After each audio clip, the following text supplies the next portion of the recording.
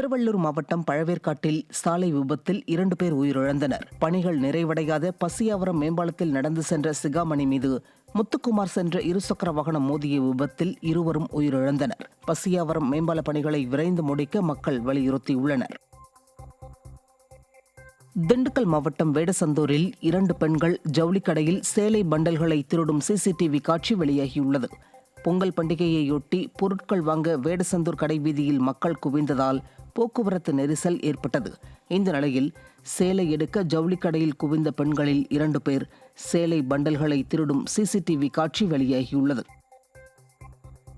விழுப்புரம் மாவட்டம் திண்டிவனம் அருகே அரிசி, சர்க்கரை மற்றும் கரும்பு வழங்கவில்லை என ரேஷன் கடையை பொதுமக்கள் முற்றுகையிட்டு போராட்டம் நடத்தினர். கழிக்குப்பம் பகுதியில் உள்ள ரேஷன் கடையில் இந்த சம்பவம் நிகழ்ந்துள்ளது.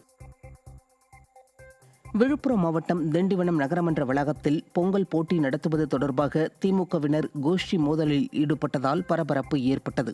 திண்டிவனம் நகராட்சி சார்பில் சனியன்று OPR வளாகத்தில் நடைபெற்ற பொங்கல் விழாவில் திமுக நகரமன்ற தலைவர், விசிக துணைத் தலைவர் மற்றும் நகராட்சி ஆணையர் ஆகியோர் கலந்து கொண்டனர்.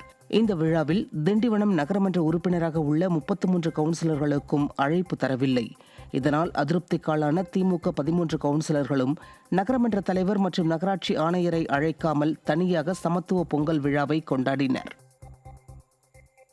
தைப்பொங்கலை முன்னிட்டு திருச்செந்தூர் அருள்மிகு சுப்பிரமணிய சுவாமி கோவிலில் பல்லாயிரக்கணக்கான பக்தர்கள் குவிந்து கடலில் புனித நீராடி நீண்ட வரிசையில் காத்திருந்து சுவாமி தரிசனம் செய்தனர்.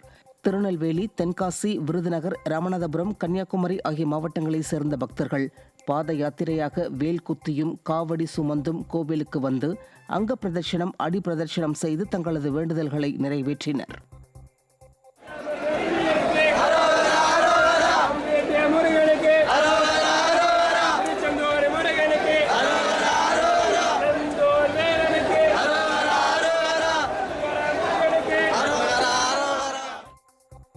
காஞ்சிபுரத்தில் பிரசித்தி பெற்ற வைகுண்ட பெருமாள் கோவிலில் நடைபெற்ற ஆண்டாள் பெருமாளை மணமுடிக்கும் திருக்கல்யாண வைபவம் விமரிசையாக நடைபெற்றது.